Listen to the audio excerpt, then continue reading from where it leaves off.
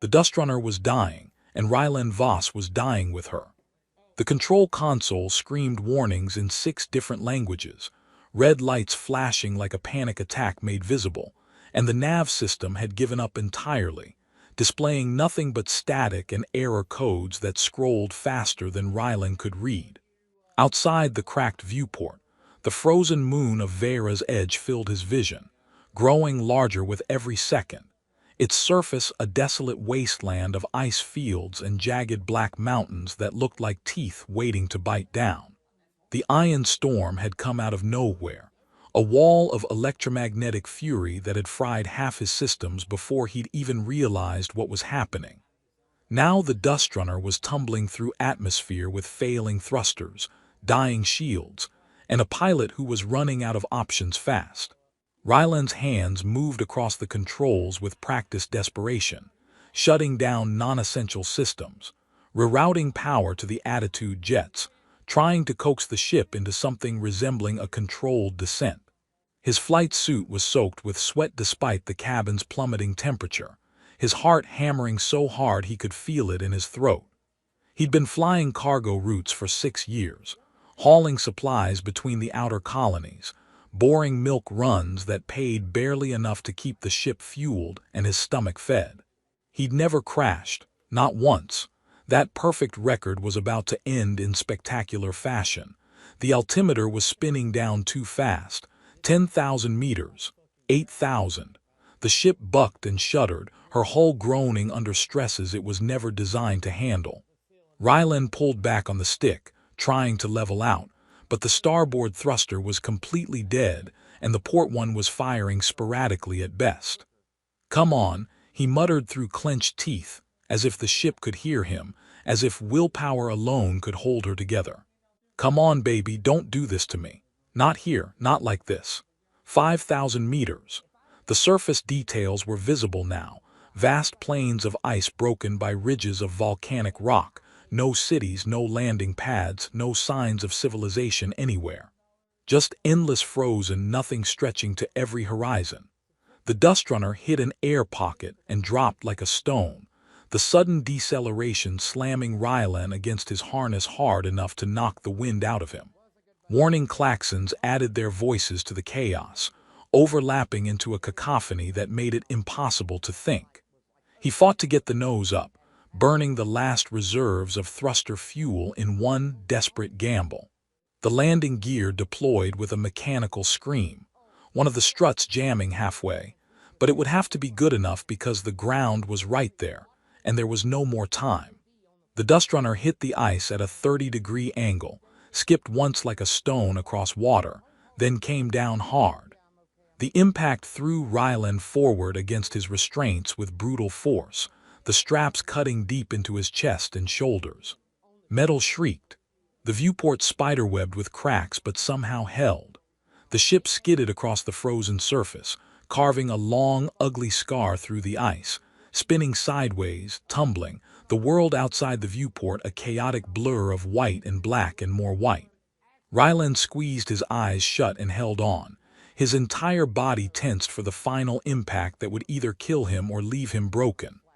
The Dustrunner hit something, a ridge, a boulder, something solid, and flipped, rolling twice before finally, mercifully, coming to rest on her side.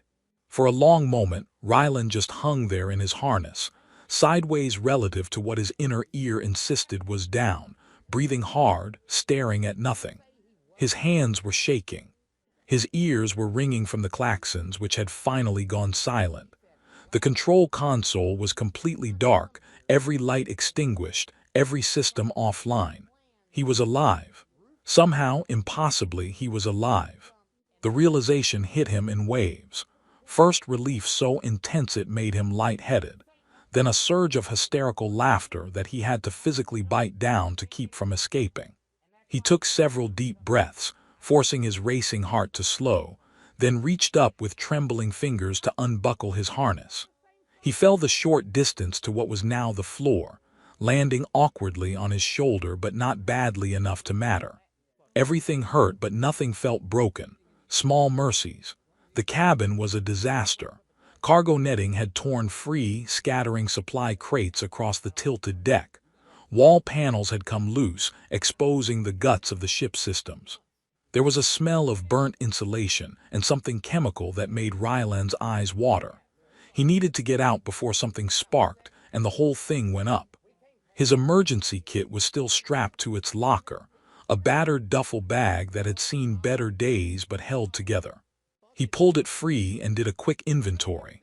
Thermal coat, hand scanner, plasma cutter for emergencies, protein bars that tasted like cardboard but would keep him alive, and a water recycler that was probably worth more than the rest of the kit combined. The exterior temperature gauge, one of the few instruments still marginally functional, read -42 degrees Celsius. Without proper gear, exposure would kill him in minutes.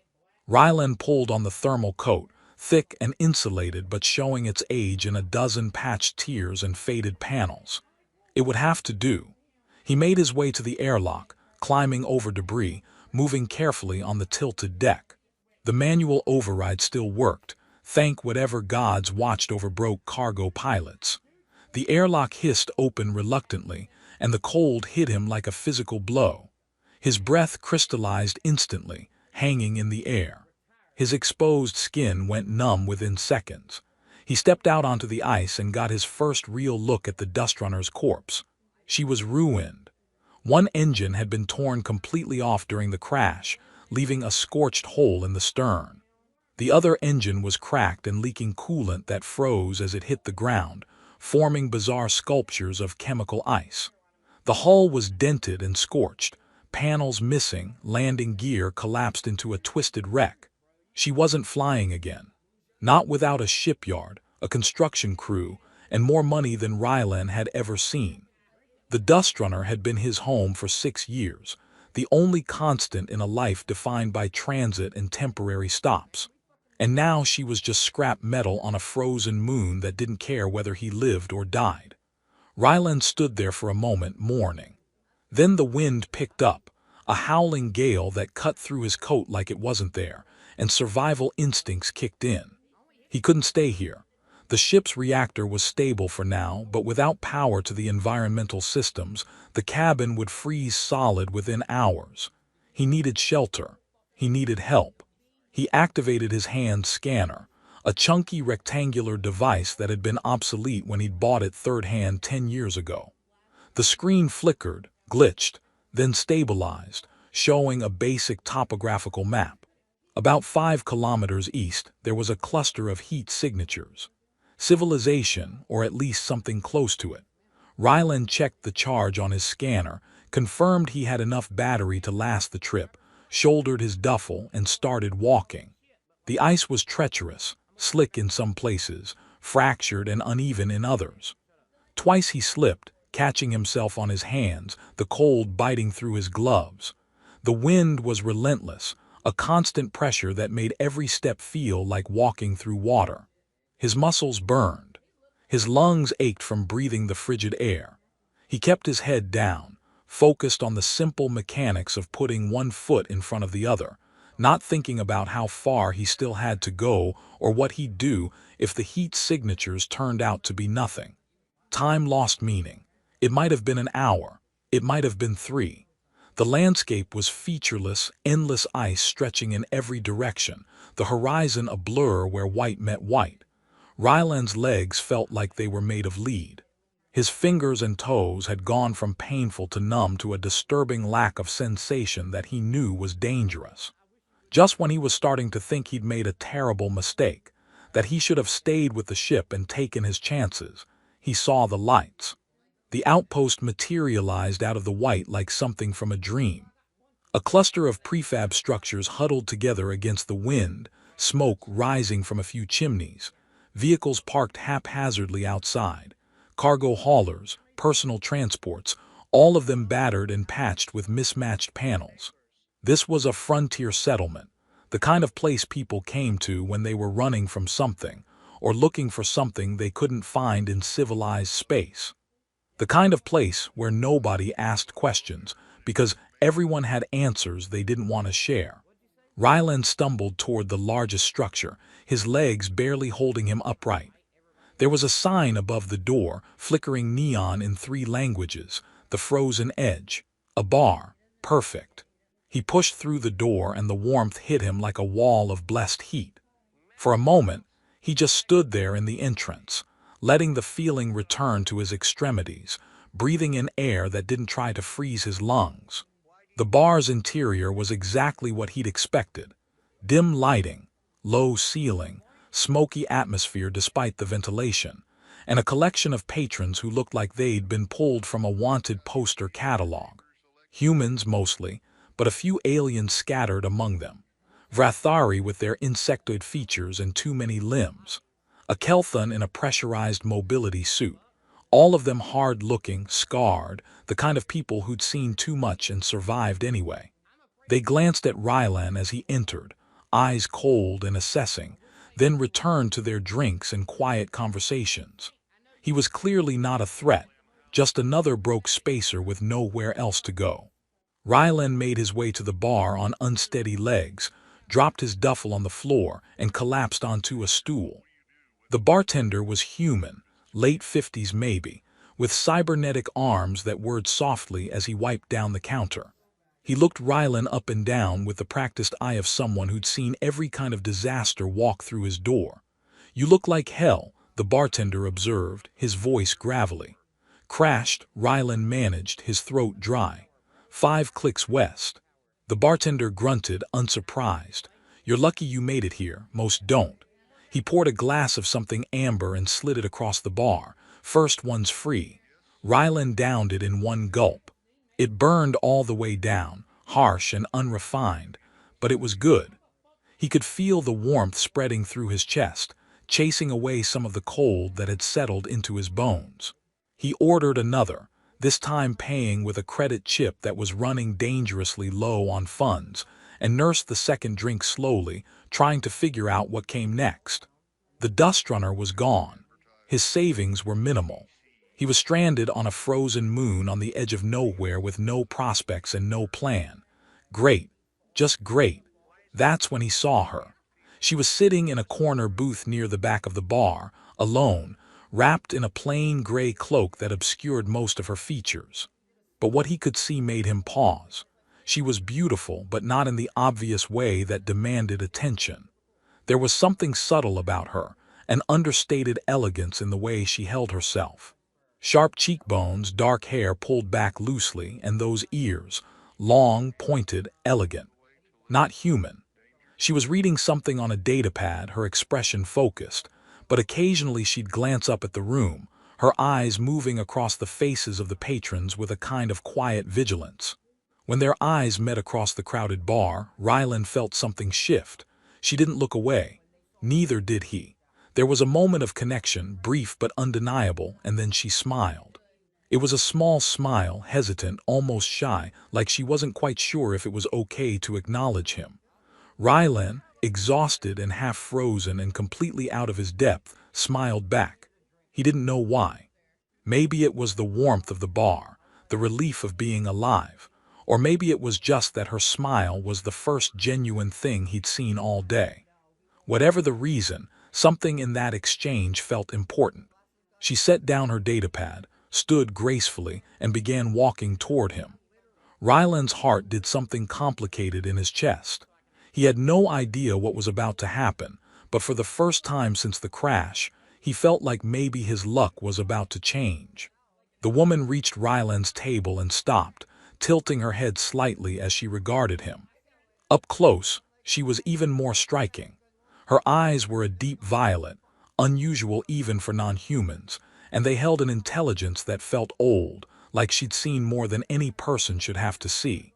Her skin had a faint luminescence to it, barely noticeable in the bar's dim lighting but present nonetheless. Those long, pointed ears were adorned with simple silver cuffs, nothing ostentatious, just enough to draw attention to their elegant shape. "You look like you've had a long day," she said. Her voice was soft, melodic, with an accent that Rylan couldn't place. Actually, it wasn't that he couldn't place it, it was that she didn't have one. She spoke universal standard with perfect clarity. as if it were her native tongue, but something about the way she formed words suggested it was one of many languages she spoke with equal fluency. Rylan laughed, a tired sound that held more exhaustion than humor. That's putting it mildly. Crashed my ship about 5 kilometers from here. Barely made it through the cold. So yeah, long day. Her expression shifted, concern flickering across her features. That's fortunate. Most people who crash on Vera's edge don't survive the walk. Tell me about it. The bartender told me the same thing. I'm starting to think I used up all my luck just getting here. She gestured to the empty seat across from him. May I sit? Rylan was surprised by the request. Most people in places like this didn't bother with formalities, but he nodded, gesturing to the seat. Be my guest. She sat with a fluid grace that seemed out of place in the rough surroundings, folding her hands on the table in front of her. She studied him with those violet eyes, her gaze direct but not uncomfortable. What's your name? Rylan Voss. And yours? She hesitated just for a moment and something flickered across her face, uncertainty, maybe, or caution. Call me whatever you like, she said finally. Rylan raised an eyebrow. That's mysterious. Don't you have a name? Of course, but names carry weight, and sometimes it's nice to be without that weight for a while. He didn't know what to make of that answer, but something about the sadness in her eyes made him decide not to push. All right. I'll just call you Mystery then. She smiled, and this time it reached her eyes. I suppose I've been called worse. They talked. It started with small things, Rylan explaining the crash in more detail, embellishing the story with self-deprecating humor about his terrible luck and the Dust Runner's equally terrible maintenance record. She listened with genuine interest, laughing at his jokes, asking questions that showed she actually understood the technical aspects of what he was describing. When he mentioned the ion storm, she nodded knowingly. Those storms are unpredictable in this sector. The magnetic fields from the nearby gas giant create interference patterns that can scramble even military-grade navigation systems. Rylan blinked. You know about astrophysics? Some. I've traveled extensively. You pick up things. What else do you know about?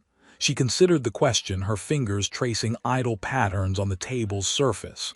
Languages mostly, history, cultural anthropology. The ways different species organize their societies and why those structures often fail. How many languages do you speak? She listed them casually as if it were nothing remarkable. Universal Standard, obviously. Celestian. Vrethic. Terran dialects, I can manage about 15 of those. Kelthon Sign Language, though I'm still working on the nuances. A bit of Dravok, though I haven't practiced in years so I'm rusty. Oh, and Ancient Etherin, but that's more academic than practical since no one speaks it anymore. Rylan stared at her. That's insane. Most people struggle with 2 languages. She shrugged, but there was something melancholy in the gesture. Language is easy. It's just patterns and rules. People are much harder. What do you mean? She looked down at her hands. You can learn all the words in a language, understand the grammar perfectly, speak it fluently. But that doesn't mean you understand the people who speak it. Doesn't mean you can connect with them. Words are just proxies for meaning. And most of the time, people don't even know what they mean when they say things. Rylan leaned back in his chair, studying her. That's pretty cynical. She met his eyes. Is it? Or is it just honest? Fair point. They kept talking, and the conversation flowed with an ease that surprised Rylan. He told her about growing up on Earth, in a coastal city where the ocean stretched to the horizon, and the sunsets painted the sky in colors that didn't exist anywhere else. She told him about a world with 3 moons where the tides were so extreme that entire cities were built on floating platforms that rose and fell with the water. He asked where she was from originally, but she deflected, turning the question back on him, asking about his family. He told her about his sister, Maya, who'd stayed on Earth and become a teacher. She was the smart one, he said. I was the one who couldn't sit still, who needed to see what was out there. She asks me sometimes if it was worth it, leaving. He paused, considering. I don't know if I have an answer. Mystery's expression softened. Do you miss her every single day? There's this gap, like there's a piece of myself that's still back on Earth with her, and I'm out here carrying around this hole where that piece should be." She was quiet for a long moment. Then softly, "I envy that." "Envy what?" "Having someone to miss." She looked at him, and there was such profound loneliness in her eyes that it made Ryland's chest ache.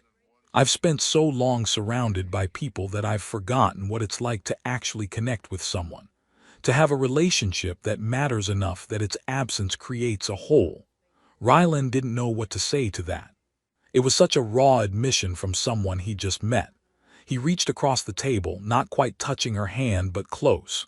"You're connecting now, aren't you?" She looked down at his hand hovering near hers, and slowly, carefully, she moved her hand until their fingers were touching. "Just barely, just enough."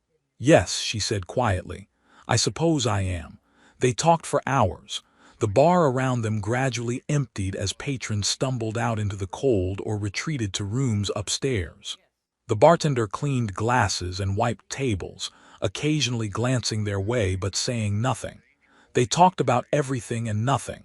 Favorite foods from different worlds. The strange cultural rituals they'd encountered. Philosophy and ethics, and the question of whether free will actually existed, or if everyone was just following patterns laid down by biology and circumstance. Mystery was brilliant, Ryland realized. Not just knowledgeable but genuinely insightful, with a way of looking at problems from angles he'd never considered. But there was also a weariness to her, a sense that she'd carried too much for too long and was tired of the weight. Finally, the bartender approached their table, his cybernetic arms whirring. "I'm closing up. You two need to find somewhere else to be." Ryland glanced outside. Through the bar's small windows, he could see that the wind had picked up, snow swirling in the darkness. The temperature had probably dropped another 10 degrees. He had nowhere to go. The dust runner was a frozen wreck, and he didn't have the credits for a room. Mystery stood, wrapping her cloak around herself. "I have a cabin nearby. It's small, but it's warm. You're welcome to stay the night." Ryland hesitated. He didn't know her. Didn't know if this was charity or something else. But the alternative was freezing to death in a ruined ship or trying to sleep on the street, and neither of those options seemed particularly appealing. "Are you sure? I don't want to impose." She smiled, and there was something vulnerable in it, like she was taking a risk by making the offer. "I'm sure. Besides, she paused, choosing her words carefully. "I haven't had a real conversation in longer than I care to admit. I'd like it to continue if you're willing." Ryland grabbed his duffel and stood. "Then lead the way, Mystery." They left the bar together, stepping out into the freezing night. The wind hit them immediately, a wall of cold that made Ryland's eyes water. Mystery didn't seem bothered, walking with steady confidence through the narrow streets of the outpost. Her cloak billowed behind her, and in the dim light from the buildings, she looked almost ethereal, like something from a myth. The cabin was on the edge of the settlement, small and unassuming, built from the same prefab materials as everything else but maintained better than most. Inside, it was simple but comfortable. A single room with a bed large enough for two, a heater that hummed quietly in the corner, a few pieces of furniture that looked well used but cared for. There were personal belongings scattered around, a few books on a shelf, a jacket hanging on a hook, a small collection of what looked like souvenirs from different worlds, but nothing that told Ryland anything definitive about who she was. Mystery gestured to the bed. "You take it, I'll sleep on the floor." Ryland shook his head. "I'm not taking your bed. We can share. There's enough room." She looked uncertain, like she wasn't sure if the offer was appropriate, but after a moment she nodded. "All right." They settled onto the bed, lying side by side with a respectful distance. She was quiet for so long that he thought she might not answer. Then, in a voice barely above a whisper, "I'd give anything to be anonymous. To walk through a city without anyone knowing my name, without everyone having expectations of who I should be and how I should act. To just exist without the weight of everything else." "Why can't you?" Ryland asked. She turned her head to look at him, and even in the darkness he could see the sadness in her eyes. Because I've spent my entire life being what other people need me to be, and I don't know who I am anymore. Beneath all the roles and responsibilities, I don't know if there's anything left. Rylan didn't have an answer for that. But he reached out, finding her hand in the darkness, and held it gently. "You're you, that's enough." Her grip tightened on his fingers. "For the first time in years," she said softly, "I feel safe." "Me too," Rylan whispered. They fell asleep like that, hands clasped in the darkness, two strangers who'd found something neither of them had been looking for. Outside, the wind howled, but inside the cabin there was warmth. Rylan woke to the sound of engines. Not the familiar hum of a cargo hauler or the distant rumble of atmospheric craft. These were massive, powerful engines that shook the ground and rattled the walls of the cabin, the kind of sound that spoke of immense power and military precision. He sat up, disoriented, his heart immediately jumping into his throat. Mystery was already awake, standing by the small window, her back rigid, her hands clenched at her sides.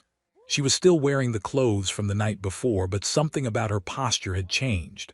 She looked taller somehow, more imposing. "What's going on?" Rylan asked, his voice rough with sleep. She didn't answer. He got out of bed and joined her at the window, and what he saw made his blood run cold. The sky above Vera's edge was filled with ships. Not small ships, not transports or freighters or even planetary defense vessels. These were dreadnoughts, enormous capital ships that dwarfed everything around them, their hulls gleaming even in the pale morning light. Each one was easily a kilometer long, bristling with weapon systems, their designs sleek and elegant and utterly terrifying. They bore an insignia that Rylan recognized from history vids and news feeds, a stylized star surrounded by interlocking circles, the mark of the Celestian Dominion, the most powerful empire in known space, the civilization that controlled hundreds of star systems and commanded military forces that could reduce planets to ash. Soldiers were descending from the ships, dropping in formation using some kind of anti-gravity tech that let them fall slowly, precisely, touching down in perfect ranks around the outpost. Their armor was ornate, decorated with intricate etchwork and inlaid metals, but Rylan could see the functional aspects beneath the ceremony: energy shields, integrated weapon systems, sensor arrays. These weren't parade ground soldiers. These were elite warriors, and there were hundreds of them. The entire outpost had gone silent. Rylan could see people emerging from buildings, their faces pale with shock and fear. One by one, they were dropping to their knees, heads bowed. Even the hardened smugglers and mercenaries from the bar, people who didn't bow to anyone, were kneeling. "This isn't happening," Rylan said, his voice barely a whisper. "This can't be happening." Mystery turned away from the window. When she spoke, her voice was steady, composed, but there was pain beneath it. "I'm sorry. I didn't mean for this to happen." "For what to happen?" Rylan demanded, his voice rising. "Who are you?" Before she could answer, the cabin door burst open. Soldiers poured in, moving with practiced efficiency, securing the room in seconds. They were imposing in their armor, faceless behind helmets that gleamed with heads-up displays. But they didn't point their weapons at Rylan. Instead, they took up positions around the room, standing at attention. A commander entered last, his helmet retracting with a soft hiss to reveal a stern face marked by scars and decades of service. His eyes found Mystery immediately, and he dropped to one knee, his armored fist pressed to his chest in a salute. "Your Majesty," he said, his voice carrying absolute deference, "we've secured the perimeter. The fleet is standing by for your orders." "Your Majesty." The words echoed in Rylan's head, not making sense. He looked at Mystery, at the woman he'd spent the night talking with, laughing with, sharing his dreams with. She was no longer wearing the plain gray cloak. At some point, he hadn't even noticed when, she changed into robes of deep crimson and gold, the fabric flowing around her with impossible grace. Her hair was styled differently, pulled back in an elaborate arrangement that emphasized the elegant lines of her face. Those long pointed ears, which he'd found beautiful in their simplicity last night, were now adorned with circlets of platinum that caught the light. She looked regal, she looked powerful, she looked like someone who ruled empires. "This isn't real," Ryland said weakly. "This is a dream. I'm still in the dust runner, frozen, hallucinating." Mystery, no, not mystery anymore, stepped forward. The soldiers remained kneeling, their heads bowed. She looked at Rylan, and for a moment the mask slipped. He saw guilt in her eyes and fear and desperate hope. "Lower your weapons," she commanded. Her voice had changed too. Still melodic, still carrying that ageless quality, but now there was authority in it, the kind of authority that came from decades of absolute power. The soldiers obeyed instantly. The commander stood, his expression carefully neutral. "Your Majesty, this human, his name is Rylan Voss. He is to be treated as my honored guest. No harm will come to him. Do you understand?" The commander's jaw tightened slightly, but he nodded. "Yes, Your Majesty. Escort him to the flagship. Treat him with the respect due to someone under my personal protection." The soldiers moved toward Rylan, their movements precise but not threatening. He took a step back instinctively, his mind racing. "Wait. No, I don't. What is this? I don't understand." The queen, moved toward him, and for a moment he saw the woman from the bar again, the one who'd admitted she didn't know who she was beneath all the expectations. "Please," she said quietly, her voice meant only for him. "Trust me, I'll explain everything. But right now you need to go with them. They won't hurt you. I promise." Rylan wanted to argue, wanted to demand answers, but the soldiers were already surrounding him, gently but firmly guiding him toward the door. He looked back at her one last time.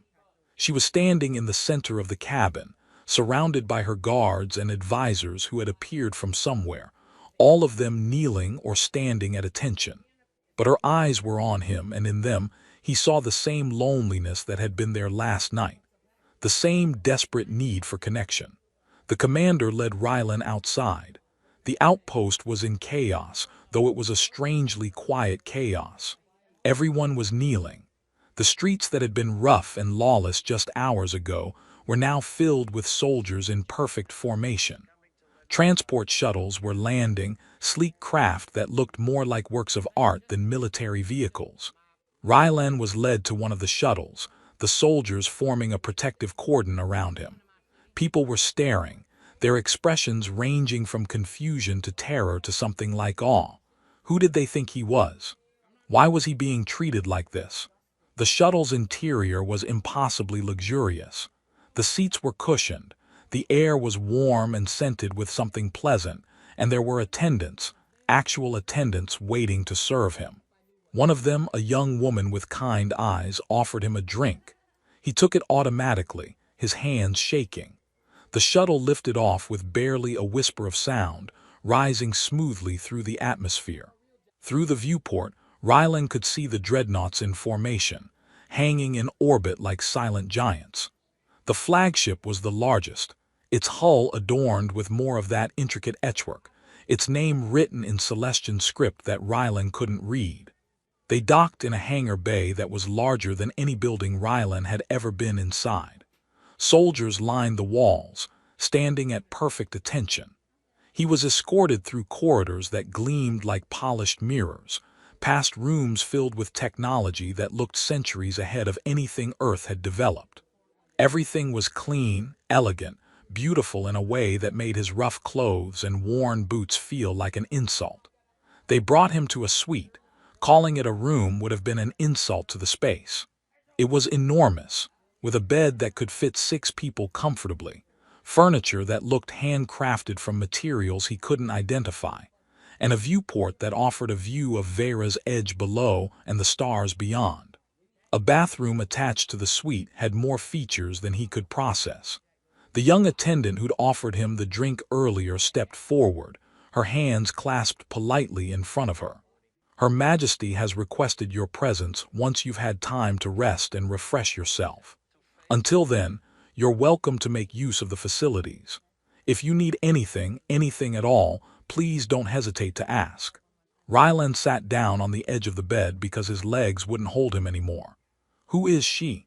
he asked, his voice barely above a whisper. The attendant's expression softened with something like sympathy. "She is Seraphine Kale Vorley's, the eternal queen of the Celestian Dominion, ruler of 417 star systems, guardian of the Celestian Way. She has reigned for 62 years, and her word is law across more space than Earth has ever explored." The attendant paused, then added quietly, "And apparently, you're the first person in decades who's made her smile without calculation." Ryland sat alone in the absurdly luxurious suite, staring at his hands, trying to process that the woman he'd spent the night with, the one who'd laughed at his jokes and held his hand in the dark, and admitted she didn't know who she was anymore, was the most powerful person in the galaxy. And somehow, impossibly, she wanted him here, not as a prisoner, as a guest, as someone who'd treated her like a person instead of an empire. He didn't know whether to laugh or cry or scream, so he did none of those things. He just sat there, watching the stars, and waited for answers. 3 hours later, Rylan was summoned. He'd used the time to clean up, though he'd refused the formal clothes that had been left for him, sticking with his own worn pants and a clean shirt from his duffel. If he was going to face a galactic monarch, he was doing it as himself, not dressed up like some court functionary. The attendant led him through more corridors, past chambers filled with advisors and officers who stopped their conversations to watch him pass. Their expressions ranged from curious to disapproving to openly hostile. Rylan kept his head up and his eyes forward, refusing to be intimidated. They reached a set of ornate doors that opened silently at their approach. Beyond was a garden, an actual garden aboard a starship, miles above a frozen moon, trees with silver leaves that rustled in a breeze that shouldn't exist, flowers that glowed faintly with their own light, grass that felt impossibly real beneath his boots. The air was warm and scented with something sweet. At the center of the garden, beside a fountain carved from pale stone, stood the queen. She'd changed again. This time she wore something simpler, a long tunic and pants in deep blue, practical but elegant. Her hair was loose around her shoulders, falling past those pointed ears that were now adorned with just simple silver cuffs instead of the elaborate platinum circlets. She looked more like the woman from the bar, but there was no hiding what she was now. The way she stood, the way she held herself, radiated authority even when she was trying to look casual. She turned when she heard him approach, and for a moment neither of them spoke. "Thank you for coming," she said finally. Rylan crossed his arms. "Did I have a choice?" She flinched slightly at that. "Fair point." She gestured to a bench near the fountain. "Please, sit. I owe you an explanation." That's an understatement. But he sat, keeping a careful distance between them. She sat beside him, folding her hands in her lap. For a long moment she just looked at him, and he saw the same conflict in her eyes that he'd seen in the cabin. Then she took a breath and began to speak. "My name is Seraphine Kale Vorley's. I was born on Etheros, the capital world of the Celestian Dominion, 85 years ago. I was crowned queen when I was 23 after my father's death. I've ruled ever since." 85 years, Rylan repeated. "You don't look a day over 30. We age slowly. It's part of our biology. Most Celestians live 2, sometimes 300 years. She paused. "I'll likely rule for another century at least. That's a long time to be in charge." "Yes." She looked down at her hands. "When you're a queen, every word you speak is analyzed by 100 different factions looking for advantage.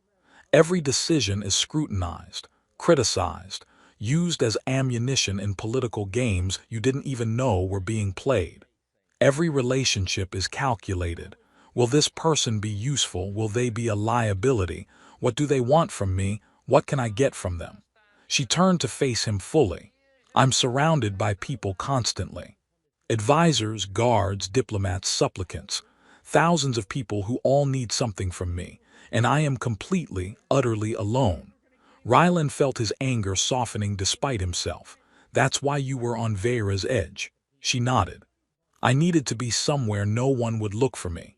somewhere I could just exist, without the crown, without the expectations. I told my security detail I was meditating in my private chambers and wasn't to be disturbed. Then I took a small, unmarked ship and flew to the most nowhere place I could think of. What were you going to do? Just hide there forever? She smiled sadly. No, just for a little while. Long enough to remember what it felt like to be a person instead of a symbol. And then you walked into that bar, and you looked at me like I was just another person. You made jokes. You told me about your sister and your dreams and your terrible luck with nav systems. You treated me like I mattered, but not because of what I could do for you. Just because. She reached out, hesitant, and touched his hand. Do you know how rare that is? How precious? Rylan looked down at her hand on his. He wanted to pull away, to stay angry, but he couldn't. Because he remembered the woman from the cabin, the one who'd admitted she didn't know who she was anymore. The one who'd held his hand and said she felt safe for the first time in years. That hadn't been a lie. He could see that now. Why did you bring me here? He asked quietly. Because, she said, her voice barely above a whisper, I don't want to lose the only real connection I've made in decades.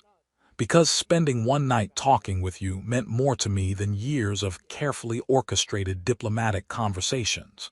Because I'm tired of being alone and you made me feel less alone. She pulled her hand back, giving him space. But I understand if you want to leave.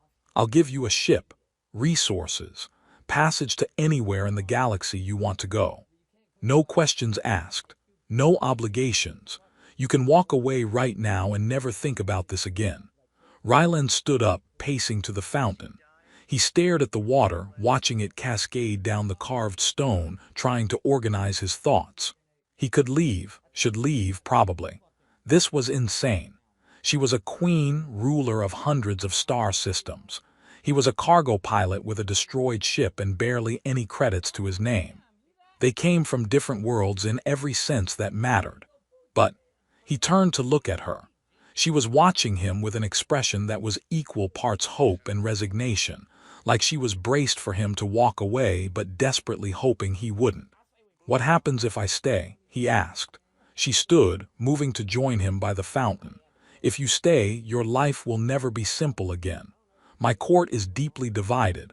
Some will see your presence as an insult to tradition, a commoner elevated beyond his station. Others will try to use you as a tool to manipulate me, and a few will see you as a threat to their own power and will want you gone. She met his eyes. It will be difficult, complicated, possibly dangerous. And what do you see me as? Rylan asked. She didn't hesitate. As the only person who's treated me like Seraphine instead of the eternal queen. As someone who made me laugh without calculation. As someone I trust, which is something I haven't been able to say about anyone in longer than I care to admit.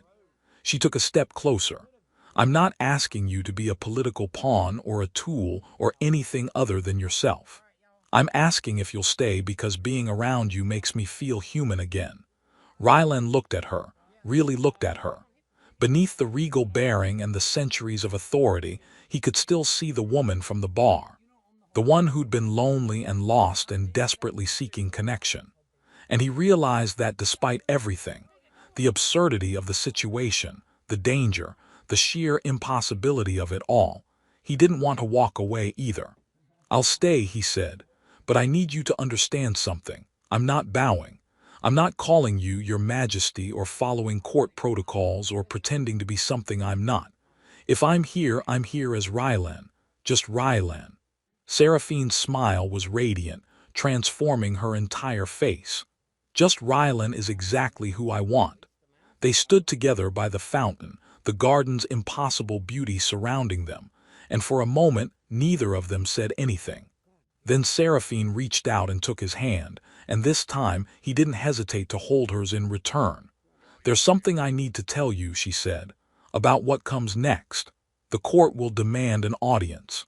They'll want to meet you, assess you, figure out how to categorize you in their careful hierarchies.